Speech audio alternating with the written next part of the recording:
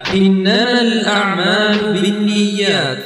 الحمد لله الذي مكن لنا الأرض وجعل لنا فيها معاش، والصلاة والسلام على رسول الله صلى الله عليه وسلم وهو من قريش.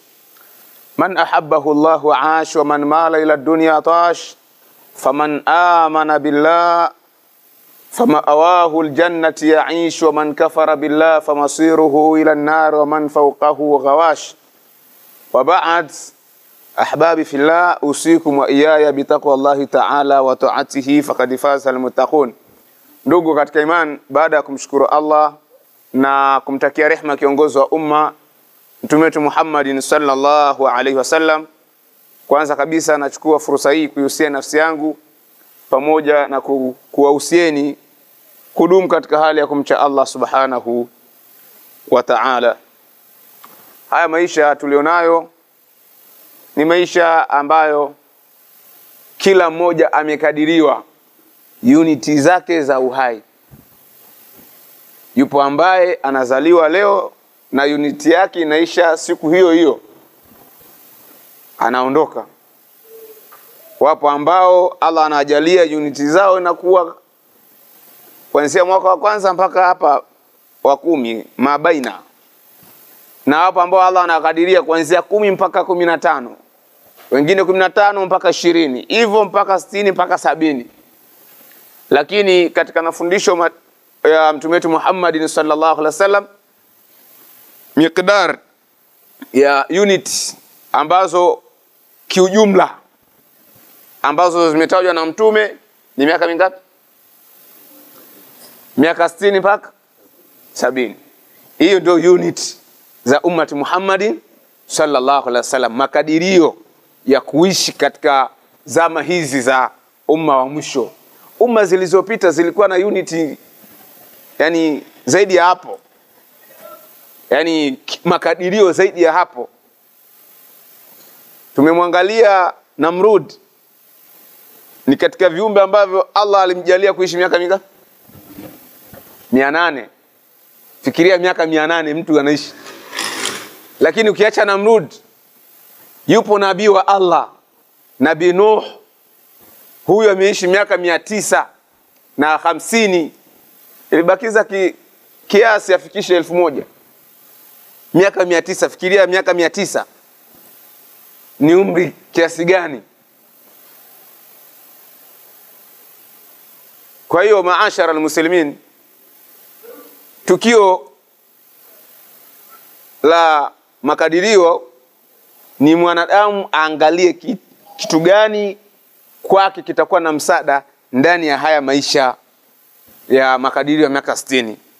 Tumetaja katika darasa zilizopita baadhi ya watukutu ambao walikuwa wakisifika na ubabe. Leo insha Allahu taala, kabla ya kuanza darasa letu hili, tutaje upande wa pili. Upande wa pili, miongoni mwa waja wema ambao tarehe ya Uislamu imesajili majina yao, na sio tu tarehe bali mpaka Qur'an ikawa ni yenye kushuka kuelezea hali za hawa watu. Miongoni mwa watu ambao ni wema na tarehe imeandikwa kwa yale waliokuwa wakiyafanya, sahaba mmoja anaitwa Anas ibn Nadir. Anas ibn Nadir. Anas huyu ni ami yake na Anas ibn Malik. Ami yake na Anas ibn Malik, ambaye Anas ibn Malik alikuwa ni msaidizi katika nyumba ya Mtume wetu Muhammadin sallallahu alaihi wasallam. Sasa huyu Anas ibn Nadir, kusilimu kwake, alisilimu baada ya Mtume kufika Madina. Baada ya Mtume kufika Madina, Anas ibn Nadir alisilimu. Katika vita vya kwanza vya Badri, Anas hakuwafikishwa na Allah subhanahu wa ta'ala kushiriki vita hivi. Ilimuhuzunisha sana, na akamfuata Mtume Muhammadin sallallahu alaihi wasallam, akamwambia, ikiwa Allah ataniwafikisha vita vingine, yani kama kuna vita vingine vitatokea kati ya Waislamu na kufar, na Allah kanjalia nikawa hai, basi Allah atashuhudilia kile nitakachokifanya. Ikabaki ni dhamira yake, na mwaka wa 3 kawa imetokea vita vya Uhud. Vita vya Uhud vikawa vimepatikana na mapambano yakawa ni makali, naye akawa anaonekana kama sasa kamanda au jemedari ndani ya vita hivyo. Taarifa inakuja inatoka baada ya vita kuendelea kwa muda kadhaa kuwa Mtume Muhammadin sallallahu alaihi wasallam amefariki. Taarifa hiyo iliwahuzunisha sana Waislamu. Taarifa ya kuwa Muhammadin sallallahu alaihi wasallam amefariki iliwahuzunisha sana Waislamu, na kana kwamba sasa wakanyenyua kama mikono, basi tumeshashindwa sasa. Anas bin Nadir anawaona Waislamu tayari wamekosa nguvu, anawauliza malakum, jamani mna nini? Mbona tayari mbona kama mmekubali kabisa kushindwa? Wakamjibu, mata nabiyuna Muhammad sallallahu alaihi wasallam, mtume wetu Muhammadin sallallahu alaihi wasallam tayari amefariki. Kauli hiyo Anas bin Nadir anaipata kuwa mtume amefariki kwa uzushi ambao tayari umesambaa katika viwanja hivyo vya Uhud. Akawaambia, qumu, simameni, wa mutu ila ma mata nabiyukum sallallahu alaihi wasallam, simameni na nyinyi mpambane, kama ni kufa mfe katika hali ambayo Mtume Muhammad sallallahu alaihi wasallam naye pia umauti umemdiriki. Akawashajiisha Waislamu kama wamepata hali mpya, naye akawa kinara zaidi. Alipambana Anas bin Nadir mpaka naye umauti ukamdiriki. Anas katika kumtafuta, watu wanaangalia wale Waislamu ambao tayari umauti umewadiriki. Anas hakufahamika. Anas bin Nadir hakufahamika. Wanajiuliza huyu ni nani, kwa sababu mwili wake umejeruhiwa zaidi ya mara 80, yani ile kama kuchomwa mishale, kama ni panga kukatwa, kama kupigwa mawe, yani zaidi ya 80, majeraha zaidi ya 80 katika mwili wake. Lakini mwili pia haufahamiki kabisa, kwa sababu na mwili ulifikia hatua umekatwa, yani mwili ulikatwa, yani kama vile buchani hivi. Alifahamika vipi Anas bin Nadir kuwa huyu ni Anas? Alikuja kufahamika kupitia dada yake anaitwa Rubayya binti Nadir. Alikuja kumfahamu kuwa huyu ni kaka yangu kwa kupitia banana, yani sehemu hivi vidole hizi fingerpoint hizi. Aliangalia moja sehemu ya kidole, akaangalia akajua kabisa huyu ni kaka yangu. Fikiria mtu ameshindwa yani watu wameshindwa kumfahamu huyu ni nani kwa jinsi mwili ambavyo yani umechomwa na mishale, umekatwa na panga, akashindwa kufahamika. Dada yake huyu Rubayya ndio anakuja alivangalia sehemu ya vidole vya kaka yake, akasema huyu ni kaka. Sura haifahamiki tena, mkono au mguu kujua huyu ni kaka haifahamiki tena, bali kupitia hizi ishara hizi banana, bala qadirina ala an nusawiya banana, ndio Anas bin Nadir alifahamika kuwa huyu ni Anas bin Nadir. Baada ya tukio hilo ikashuka aya, na baada ya kufahamika na mtume tayari naye hajauawa bali amepata majeraha, yupo katika shimo ambalo tayari aliangukia humo na meno yake yakatoka, meno ya mbele yakatoka katika hali ya kuporomoka katika hilo shimo. inashuka aya katika surati Al-Ahzab, minal mu'minina rijalun sadaqu ma ahadullaha alayhi faminhum man qada nahbahu wa minhum man yantadhir wa ma badalu. Aya hii ulama mufassirin wanasema aya imeshuka ikimuhusisha moja kwa moja, yani wao bila taraddud wanasema aya hii imeshuka kwa Anas bin Nadir, minal mu'minina rijalun sadaqu ma ahadullaha alayhi faminhum man qada nahbahu wa minhum man yantadhir wa ma badalu tabdila. Aya 23 katika surati Al-Ahzab. Huyu ni Anas bin Nadir ambaye alionekana wa mfano katika hali ya kushajiisha Waislamu kuto kukata tamaa, lakini akasadikisha kile ambacho alimtamkia Mtume Muhammadin sallallahu alaihi wasallam kuwa ikiwa Allah ataniwafikisha kuwa hai vita vitakavyofuata, basi Allah atashuhudia kile ambacho mimi nitakifanya. Huyu ni Anas bin Nadir, na tarehe imesajili haya aliyoyafanya kwa ajili ya kutafuta radhi za Allah subhanahu wa ta'ala. Tutumie fursa hii ya uhai, tutumie na sisi fursa hii ya uhai, hata tukiondoka leo, kesho iwe ni sehemu ya kuzungumziwa na kutajwa kwa mazuri ambayo Allah atakuwa ametuwafikisha kabla kifo chetu. Darasa letu maashara almuslimin, tunakumbushana somo hili la tauhid, mada tuliofika wujub mahabbati rasul sallallahu alayhi wasallam, ulazima wa kumpenda mtume wetu Muhammadin sallallahu alayhi wasallam, lakini pia wa maanaha, na maana yake wa kaifiyatiha, vipi tumpende mtume wetu Muhammadin sallallahu alayhi wasallam, tumpende vipi. Tumeangalia kabla ya kumpenda Muhammadin sallallahu alaihi wasallam, yupo ambaye ni number 1, ambaye ndikuwa pia kipaumbele katika hali ya kupendwa zaidi. Tukasema ni nani? Allah subhanahu wa ta'ala. Allah ndiyo kwanza, awe level ya kwanza kwa mwanadamu Muislamu. Level yako Muislamu ya kwanza katika hali darajatul hubbi, daraja ile kusema daraja ya upendo, kwanza Allah subhanahu wa ta'ala. Lakini tukaangalia limadha, kwa nini Allah subhanahu wa ta'ala? Kwa nini tunampenda Allah? Kwa sababu yeye ndio ambaye katuumba. Barakallahu fika wa jazakallahu khair.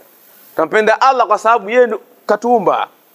Lakini sababu nyingine, warazakana, yeye ndio anatupatia riziki. Tunampenda Allah kwa sababu katuumba na anatupatia riziki. Jazakallahu khair. Sababu nyingine, wafaddalana, pia Allah ametufadhilisha. Tumeangalia tukio aya katika Qur'an inapatikana katika surati Al-Isra aya ya 70. Allah anasema walaqad karramna bani adam wa hamalnahum fil barri wal bahri warazaqnahum minat tayyibat wa faddalnahum ala kathirin mimman khalaqna tafdila. Allah akamtukuza mwanadamu, Allah akamtukuza mwanadamu, lakini Allah kamuhifadhi mwanadamu nchikavu baharini. Katika haya maisha hapa tupo nchikavu kwa muda huu, aliyetuhifadhi nani? Allah subhanahu wa ta'ala. Kuna watu saizi wapo safarini majini, aliyohifadhi nani? Ni Allah subhanahu wa ta'ala, ndani ya meli, wakiwa katika feli, wakiwa katika mitumbwi, wakiwa katika boti, Allah. Kuna watu Allah saizi wapo safarini angani, anayohifadhi nani? Ni Allah subhanahu wa ta'ala. Kwa tunampenda Allah sababu ndio hizi zimetajwa, lakini Allah kampa mwanadamu heshima. Yani Allah kamheshimisha mwanadamu. Ni yeye mwanadamu mwenyewe kujishushia nini? Heshima yake. Allah kamjalia mwanadamu kuwa na hadhi. Leo unasema mimi najisikia kula viazi vilivyochemshwa. Kesho najisikia tu viazi vilivyokangwa. Kesho kutwa leo nataka viazi vilivyoungwa. Huyu ni mwanadamu. Leo ana matunda haya, kesho haya. Chakula hichi asubuhi, chakula hichi mchana, chakula hichi usiku. Kesho anataka kubadilisha. Yote ni fadhila za Allah subhanahu wa ta'ala kwa mwanadamu. Wanyama wengine ndio sisi kama ni majani. Ng'ombe majani, yeye siku zote maisha yake majani. Wanyama kama itakuwa wengine kama ni pumba. Yaani maisha yake kama ni kuku nini pumba hivyo. Aendelee maisha yake na pumba. Lakini mwanadamu ana tanawuat. Zote nini hizi? Ni fadhila za Allah kwa mwanadamu. Kwa hiyo tukasema suala la kumpenda Allah ni katika aina ya ibada ambayo imepewa kipaumbele. Wa mahabbatullahi ta'ala min a'zami anwa'i ibada.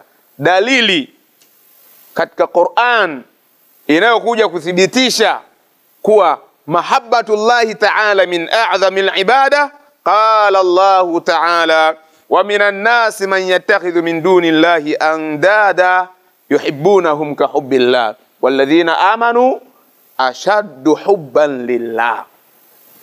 Kuna watu Allah ukiwaangalia kama wanaonekana wamepata karama hivi fulani, kama bahati fulani, anaonekana maisha yake nyumbani iko vizuri, kama sehemu ya kazi yuko vizuri, kama sijui elimu inaonekana iko vizuri, kama ni daktari, kama sijui ni mhandisi, kama sijui hivyo, lakini bado amefungana na aljahala ya kuabudia sanamu. Bado huyo amefungamana na ujinga wa kuabudia sanamu. Tukatoa mifano watu ambao mpaka sasa wanatembea na masanamu mfukoni. Napotokea mtikisiko katika hali ya kiafya, mtikisiko katika biashara yake, mtikisiko katika maisha yake, anatoa sanamu Mungu wake mfukoni, anakumbatia, analia, anatoa machozi. Bado huyu akumbuki kuwa hichi sio chochote, yupo aliyeniwezesha mimi kuwa hapa ni Allah. Hilo ameghafilika nalo. Lakini wapo wengine masanamu ameweka katika sehemu ya karibu na vitanda vyao, sehemu za kazini kwao ameweka masanamu. Nini? Wa minan nasi man yattakhidhu min dunillahi andada yuhibbunahum ka hubbillah. Yani kama ambavyo waumini wana upendo wa dhati kwa Allah, na hawa ambao bado hawajamwamini Allah wanakuwa na upendo kweli kwa masanamu yao. Tukaangalia tukio la kusilimu nani? Sahabiyul Jalil Abu Darda. Masahaba walimtembelea Abu Darda. Baadhi ya masahaba walimtembelea Abu Darda nyumbani kwake. Sehemu ile ambayo kuwa hapa wanakaa wageni, imezoeleka kuwa hata mgeni akifika kae hapa. Hiyo sehemu akakuta kuna masanamu ambayo Abu Darda anayaabudu. Nini walifanya? Waliyavunja. Masanamu waliyavunja. Kisha Abu Darda kaanza kufanyaje? Kaanza kuyakusanya yale masanamu. Wakati anayakusanya yale masanamu, mke wake anamwambia, sasa angekuwa anajiweza, hii hali isingejitokeza. Yani sisi tunaomba haya, tunahitaji msaada kupitia haya masanamu, mbona amesambazwa tu kidogo, amevunjika. Kama angekuwa anajiweza, yana manufaa, kwanza angeanza kujinufaisha yenyewe, maana yake asingesambaa hapa na kupasuka. Angalia taufiki yake Allah subhanahu wa ta'ala. Mke wa Abu Darda tayari imani imempata kwa tukio hilo la kuvunjwa hayo masanamu. Anamuona tu Abu Darda mume wake anavyohangaika kuyakusanya hayo masanamu. Sasa angekuwa anajiweza haya, mbona amepasuka haya? Masahaba hiyo siku hawakutaka kuongea sana maneno mengi, kama sehemu ya malengo yamekamilika, sasa tuondoke. Wanaondoka na Abu Darda tayari na yeye fanyeje? Imani inampata. Anamfuata Mtume Muhammad sallallahu alaihi wasallam, anasema ashhadu an la ilaha illa Allah wa ashhadu anna Muhammadar rasulullah. Masanamu ibra imepatikana kuwa hichi si lolote si chochote. Ingekuwa vina uwezo basi vingejisaidia. Tukio la Nabii Ibrahim kuyavunja yale masanamu, wapo waliopata ibra na wapo ambao waliona hakuna kitu chochote kama hichi. Masanamu wanayapenda watu wengi mpaka zama tunazoishi. Kuna watu bado wanaabudia masanamu. Watu bado wanaabudia sanamu. Tunafanyaje? Kazi ni mbili tu. Kwa wale ambao bado wanaabudia sanamu, kazi kwetu sisi ambao hatuabudia hayo masanamu, kwa taufiki yake Allah tushatoka huko. Na Allah ametuepusha kuabudia masanamu. Toka tunazaliwa na wengine wakiachia hapa katikati baada ya kujua taufiki yake Mwenyezi Mungu. Hawa wenzetu tunafanyaje? Tunawaita wenzetu kwa sababu ni wanadamu wenzetu. Kazi ni mbili. Kazi ya kwanza kuwaombea mbele ya Allah Subhanahu wa Ta'ala. Kazi ya pili kuwakumbusha, kuwafikishia da'wa. Mambo ni mawili tu. Kumfikishia mtu lakini pia na kumwombea dua kwa Allah, taufiki yake Allah. Haya ni katika mambo aliyofanya mtume wetu Muhammad sallallahu alayhi wasallam. Baada ya kuwa sasa tumeangalia utangulizi wa kumpenda Allah, tukaje kipengele sasa chenyewe cha mada, ambacho katika mada yetu tulizotaka tunakumbushana mambo manne. Mada ina vipengele au point 4. Point ya kwanza, hukumu mahabbati rasul, hukumu ya kumpenda mtume Muhammad sallallahu alaihi wasallam, ma'a dalil, pamoja na dalili. Jambo la kwanza ndio tunaanza nalo. Thumma innahu yajibu ala al-abdi ba'da dhalika mahabbati rasul. Baada ya kumpenda Allah, kinachofuata inampasa mwanadamu Muislamu kumpenda nani? Mtume Muhammad sallallahu alayhi wasallam. Idh huwa rahmatul muhdad wa ni'matul misdad. Kwa sababu yeye Muhammad sallallahu alayhi wasallam ni rehma yenye uongofu na ni neema ambayo ni madhubuti, neema endelevu. Alladhi tafaddala Allah tabaraka wa ta'ala birisalihi linnasi liyukhrijahum min adh-dhulumati ila an-nur. Shabaha tunaipata kwa nini Allah alimtuma Muhammad sallallahu alaihi wasallam katika umma wake, au kwa nini Allah aliwatuma manabii kwa zama au umma tofauti tofauti. Lengo ni nini? Lengo ni hili hapa. Allah kamtuma mtume wetu Muhammad sallam na manabii wengine, shabaha ikiwa ni kuwatoa watu katika giza la ukafiri, giza la kuabudia masanamu, na kuja katika nur ya kumwabudia Allah subhanahu wa ta'ala, ambaye katuumba na katusawazisha na katuweka sawa. Alladhi khalaqaka fasawaka fa'adalaka fi ayi suratin ma sha'a rakabak. Huyu ni Allah. Wengine wanapenda kusema tajiri wa sura. Allah anasema wengine wanamuita tajiri wa sura. Wanamaanisha nini? Kuwa unaweza kukuta mtaa mzima kila mtu ana sura yake. Kila mtu ana sura yake. Hakuna anayefanana na mwenzake. Acha mtaa, inaweza katokea wilaya yote au mkoa wote, hakuna anayefanana na mwenzake. Hata mapacha ikawa kila moja ana utofauti na mwenzake. Duniani ni wawili wawili, haimaanishi kuwa sasa Allah amefilisika katika hali ya kutoa sura za kufananisha watu. Hapana. Nasema inatokea ukakutana na mtu unamuita fulani fulani fulani, akigeuka samani bana, yani kuna ndugu yangu kabisa mnafanana naye kabisa. Allah akadiria tu hivyo, lakini haimaanishi kuwa sasa amefilisika katika hali ya kukadiria kila mtu sura yake. Huyo ni Allah subhanahu wa ta'ala. Kwa hivyo Allah anawatakia waja wake usalama. Lugha fupi, Allah kutuma manabii na mitume, anawatakia waja wake amani. Katika Qur'an, wama kunna mu'adhibina hatta nab'atha rasula. Hii ni rehema ya Allah kwa waja wake. Allah anawapenda waja wake.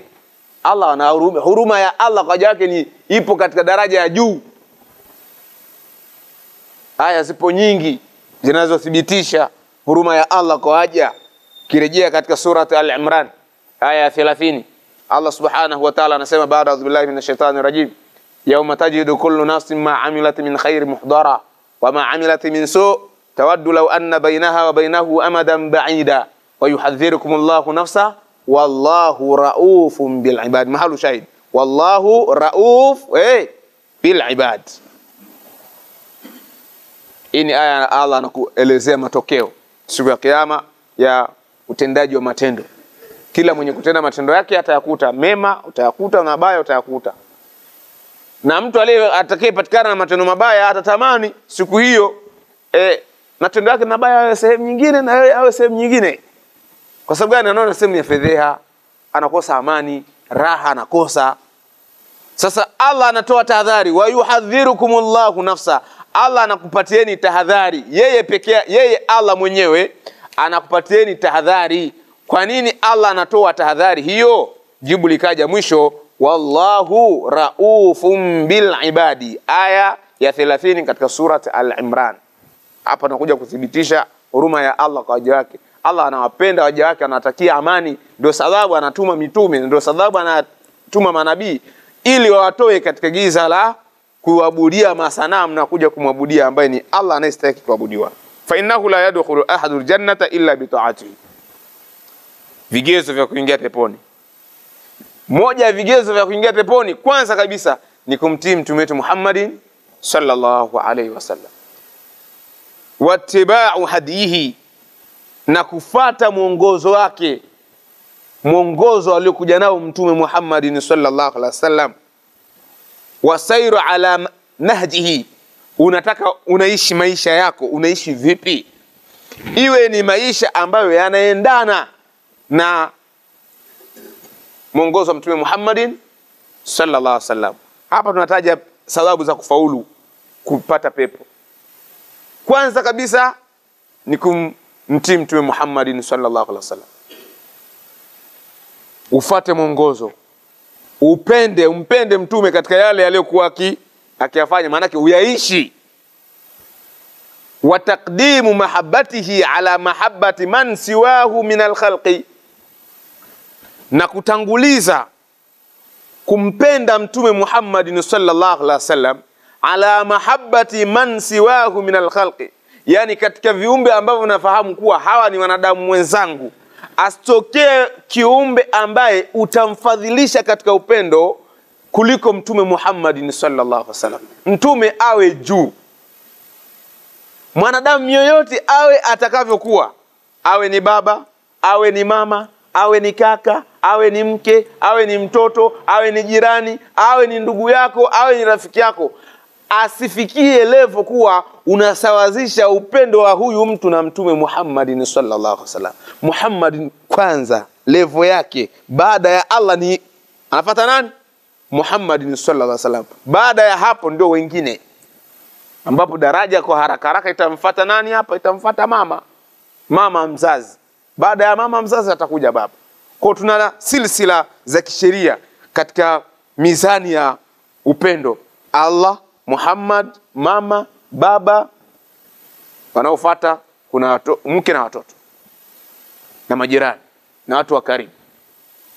Sasa ikitokea wewe Muhammadin sallallahu alaihi wasallam umemshusha chini, alafu ukapandisha juu mwingine juu yake, hautokuwa sahihi.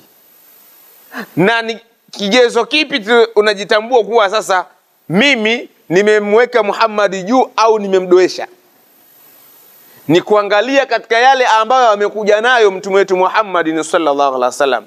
Je, umeapa nafasi gani? Umeapasisha kiasi gani?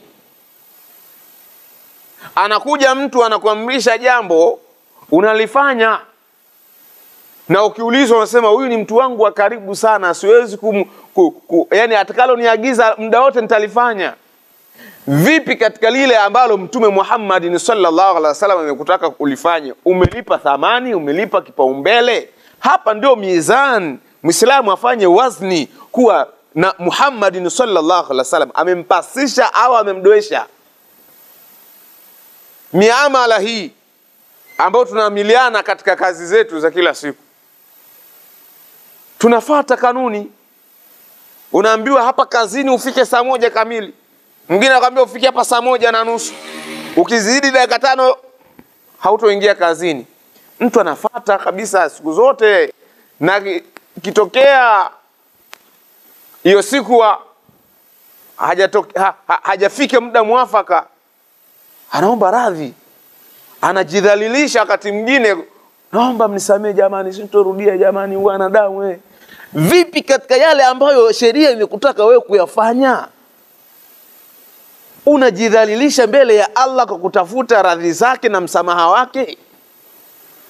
Hivi ni vigezo ambavyo tunatakiwa tuangalie, maashara almuslimin, ili tupate uwazi kuwa mimi sasa Muhammadin sallallahu alaihi wasallam au sheria hii ya Uislamu nimeipa nafasi, haya mengine ndio yanafuata. Ikiwa bado hapo tutakuwa hatujaliangalia vizuri, hapa tunaweza kujikuta sisi ni wafasi wa maneno, kuwa tayari Muhammad kwanza bana, alafu mwingine baadaye. Kinyume chake kuwa hayo mengine ndio amepata daraja la juu, alafu Mtume Muhammad sallam akawa chini. Allah tuepushe kuwa miongoni mwa wenye kusifika na sifa ya kumdoesha Mtume Muhammad sallallahu alaihi wasallam. Tupo katika kipengele chetu cha kwanza, hukumu mahabbati Rasul sallallahu alaihi wasallam, hukumu ya kumpenda Mtume Muhammad sallallahu alaihi wasallam. Hapa tumejifunza hukumu ni nini?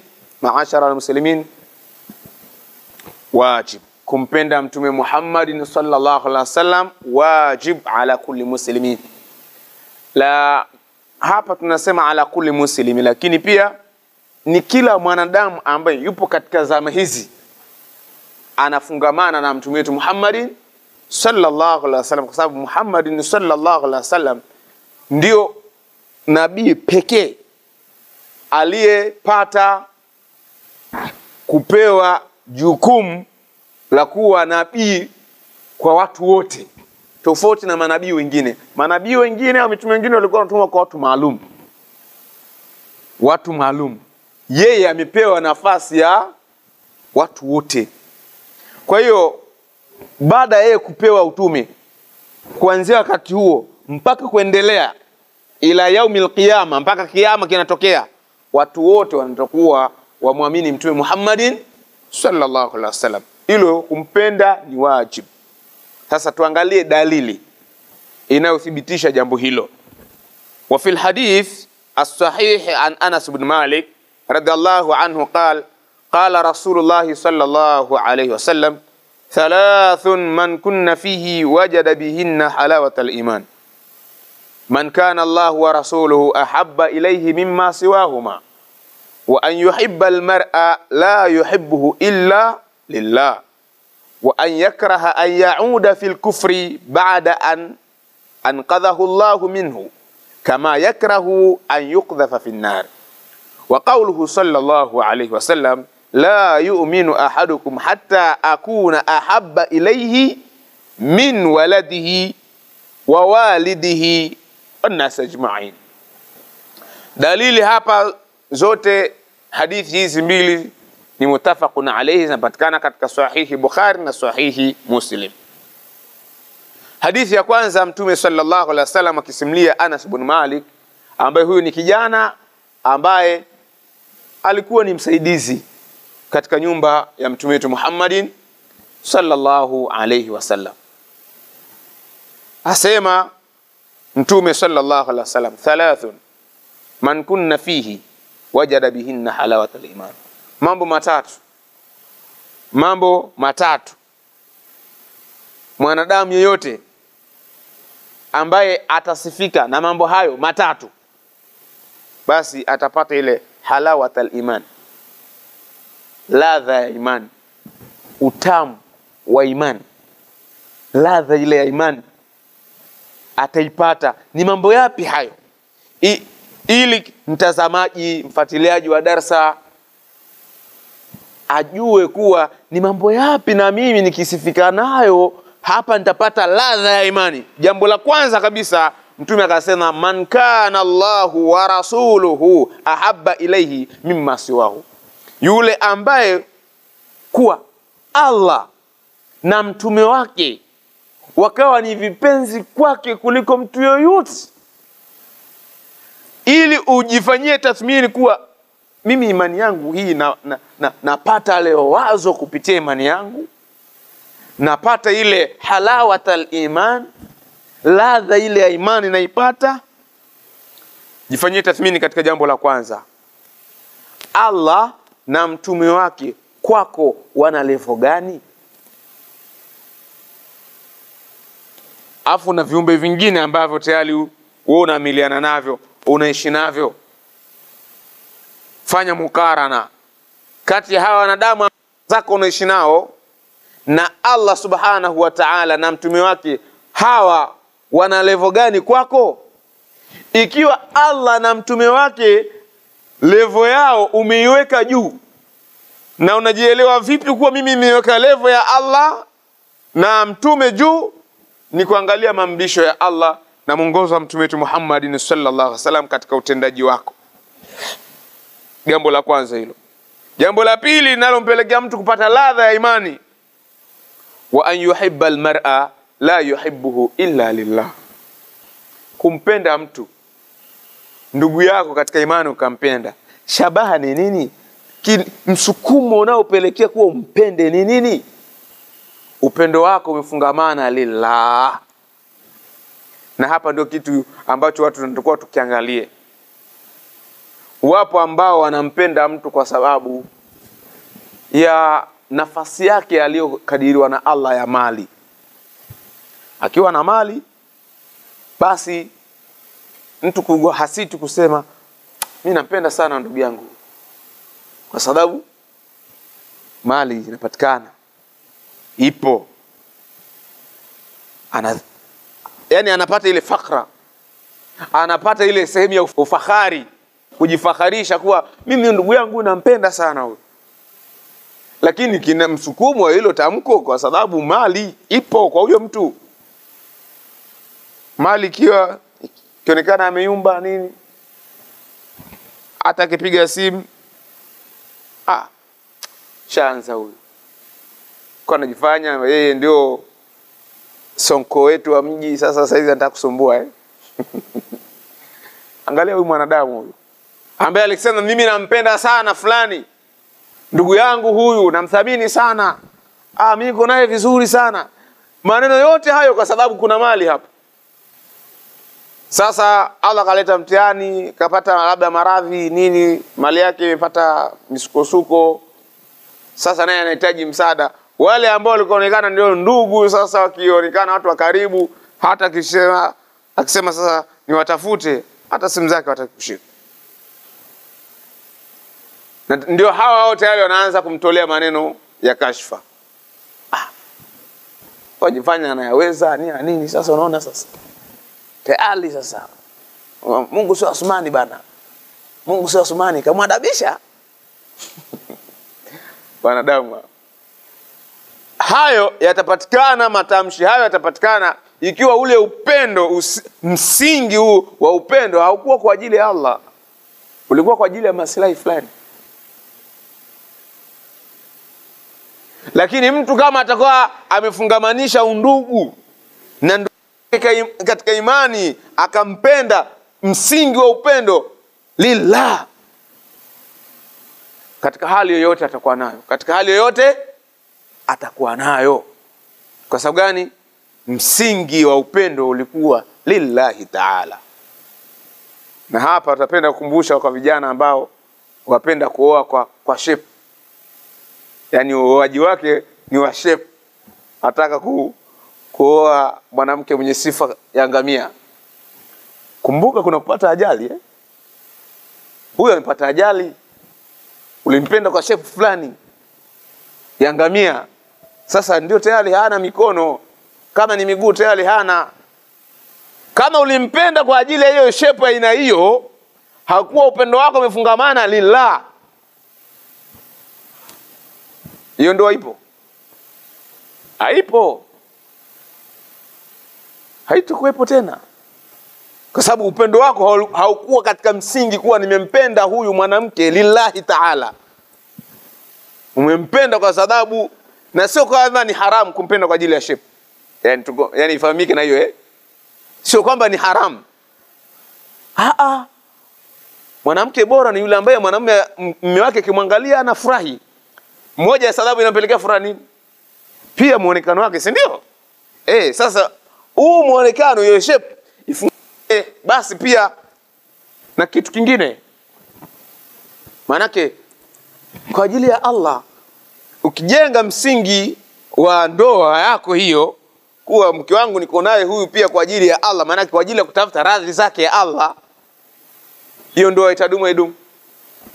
Itakuwa changamoto zitatokeza, lakini kwa sababu yani upendo wako upo katika msingi madhubuti, shepu inajitegemea na kipaumbele kwa ajili ya kutafuta radhi za Allah, hii ndoa itadumu sana. Hata kwa sasa tutamsamia kwa sababu kuna msingi madhubuti. Lakini pia kwa wanawake pia watu tunapenda kukumbusha wawe katika maisha ya ndoa kwa ajili ya msingi hii upatikane, kupenda kwa ajili ya Allah. yale yanayotendeka. Mimi wanapenda kuwakumbusha wakina mama katika darasa, mwanamke anapoandaa chakula, kwanza andae hicho chakula kwa ajili ya kutafuta radhi zake Allah subhanahu wa ta'ala, kisha kumfurahisha nani? Mume wake. Kwa sababu gani?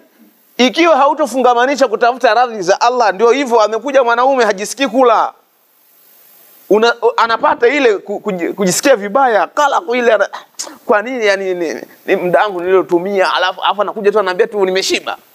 Lakini kama alikuwa ameandaa hicho chakula kwanza kutafuta radhi za Allah, ataumia sana? Hataumia sana, kwa sababu shabaha imepatikana. Haijapatikana? Ishapatikana. Kwanza mimi natafuta radhi zake Allah, tayari hapo ashapata. Ananyosha nguo, mwanamke ananyosha nguo za mume wake, anafua nguo za mume wake. Isa tu lengo kumfurahisha mume, kwanza kutafuta radhi zake Allah subhanahu wa ta'ala. Kile kitendo cha kuandaa hicho chakula, kunyosha nguo, kufua nini, tayari kwa Allah ameshapata. Hajapata? Kashapata. Kwa sababu anaweza kusema naandaa mazingira mazuri, hiyo siku hata ile shukrani ikakosekana, kuwa mke wangu asante, ikakosekana, akajisikia vibaya. Lakini kama alikuwa ametanguliza kwanza kutafuta radhi za Allah, hatojisikia vibaya hivyo. Na hivyo upande wa pili kwa wanaume. Kwa hiyo tukisema tunaishi katika haya maisha kwa upendo wa an yuhibba almar'a la yuhibbuhu illa lillah, upendo utakuwa una msingi madhubuti sana, yani utakuwa una msingi imara sana katika maisha. Wa an yakraha an yauda fil kufri ba'da an anqadhahu Allah. Achukie mtu Muislamu, hasa hapa tunamtaja hapa sasa, achukie huyu Muislamu kurudi katika ukafiri baada ya kuwa Allah subhanahu wa ta'ala kamsalimisha, kamtoa katika ukafiri. Yani hapa tulipo tupate ile thamani ya taufiki ya Allah, yani tutambue thamani ya taufiki ya Allah. Kutokusujudia sanamu ni taufiki yake Allah kwetu sisi. Mwanadamu Muislamu achukie kurudi katika ukafiri baada ya kuwa Allah subhanahu wa ta'ala amemwepusha na mazingira hayo. Kama yakrahu an yukdhafa fi nar, kama ambavyo anachukia huyu mwanadamu kutupwa katika moto wa jahannam, kuangukia katika shimo la moto, au kutupwa katika shimo la moto, vile ambavyo mwanadamu hapendi, anamwomba ya Allah niepushe na makazi ya moto. Hivyo uchukie ukafiri, na usahau kumwomba Allah dua kwa kusema ya muqallibal qulub thabbit qalbi ala dinika wa ta'ati. Au tumalizie hadithi inayokuja kuonyesha pia ulazima kumpenda mtume. Mtume alisema la yu'minu ahadukum hatta akuna ahabba ilayhi min waladihi wa walidihi wa nas ajma'in. Haamini mmoja wenu. Hapa ulama wanasema katika ukamilifu wa imani, hakamiliki mtu katika ukamilifu wake wa imani mpaka awe Mtume Muhammad sallallahu alaihi wasallam ni mwenye daraja ya juu katika kupendwa kuliko mtoto wake. Yani huyu mwanaume mwenye mtoto wake asiwe katika daraja ya juu katika kumpenda Mtume Muhammad sallallahu alaihi wasallam. Kwanza Muhammad kisha mtoto, au mzazi asiwe juu ya Mtume Muhammad sallallahu alaihi wasallam. Kwanza Muhammad sallallahu alaihi wasallam kisha mzazi. Wanas ajma'in, na watu wengineo. Hawa watu ndugu zako, marafiki wa majirani, wasiwe juu ya Mtume Muhammad sallallahu alaihi wasallam. Kwanza Muhammad kisha hawa ndio wengine wafuate. Haya yakikamilika hapa ndio tunakuwa tumepata nini? Ile nafasi ya kumpenda Mtume Muhammad sallallahu alaihi wasallam ipasavyo. Allah tujalie kuwa ni miongoni mwa wanadamu Waislamu wenye kuzidi kumpenda mtume wetu Muhammad sallallahu alaihi wasallam. Allah tukutanishe na mtume wetu Muhammad katika pepo yake Firdaus. Allah tukubalie ibada zetu, wagonjwa wetu Allah waponye, ndugu zetu waliotutangulia Allah ajalie makaburi yao kuwa sehemu miongoni mwa sehemu za makazi ya peponi. Wa sallallahu ala sayyidina Muhammadin wa ala alihi wa sahbihi wasallam, walhamdulillahi rabbil alamin. Ili kuboresha kazi zetu, tunaomba mchango wako kupitia lipa namba kwa mitandao yote. ila Allahi wa rasulih jina Al-Hidayah Online TV. Aidha, usisahau kusubscribe, kulike na kucomment. Asante kwa kutuunga mkono. Al-Hidayah Online TV, uongofu kwa walimwengu.